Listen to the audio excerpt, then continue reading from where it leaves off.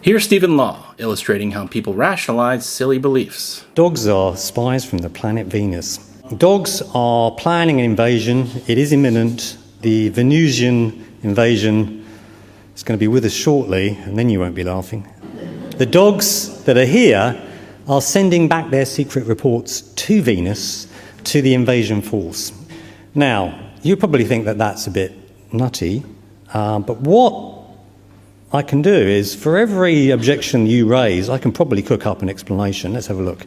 You might say, Stephen, dogs can't even speak. I say, yeah, they can. They just choose to hide their language from us. You've got to remember, we're dealing with advanced alien beings. Of course they're going to have that ability. You might say, but Stephen, Venus is a dead planet. It's horribly hot and swathed in clouds of sulfuric acid. No dog could survive on the surface of that planet. I say, they don't live on the surface. They live in deep underground bunkers from which they are planning their invasion. Why do you think they want to come here? They don't want to live there anymore. It's too unpleasant. So I can accommodate that piece of evidence too. Dogs have no transmitters to send their secret reports, you might say. I say they do. You might not find the transmitter in the dog's basket. It's in its brain. It's secreted away in there.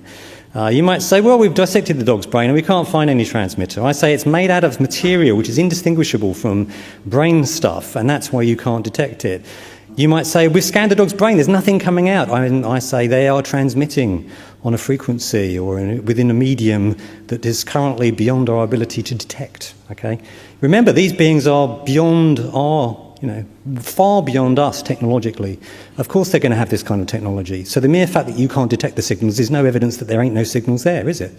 So you can see how that conversation could continue, irritatingly forever. Hopefully you get the point of this. What the proponent of the alien spies hypothesis is failing to see is that the mere ability to provide explanations consistent with his hypothesis doesn't actually show that his hypothesis isn't problematic. Put another way, you shouldn't feel that much confidence for scaling the low bar of making your positions consistent with the data. I've seen this pattern play out in multiple areas, and one example is the discourse surrounding Bible contradictions. As I've said elsewhere, contradictions are exactly what we would expect to find in an anthology of texts like the Bible. And the infinite attempts of fundamentalists to try and smooth things over is evidence that there are actually contradictions. And the only people who can't seem to see this are said fundamentalists, almost certainly engaging in motivated reasoning to try and push back against what's obvious to most scholars. Fundamentalists seem satisfied with throwing out a bunch of possibilities and then claiming victory. Not how that works. But I guess we can forgive them for being stuck in an intellectual black hole. Fundamentalism is incompatible with scholarship. Fundamentalism has already determined its conclusions. It is not seeking because it already knows the answer. If it has good evidence on its side which supports the Bible, it uses it. If it has little data, it twists and interprets what it has to support the Bible. If it has no evidence, it hypothesizes that such will eventually be found. And of course, no amount of contrary evidence is sufficient. Fundamentalism can never conclude that the Bible is wrong.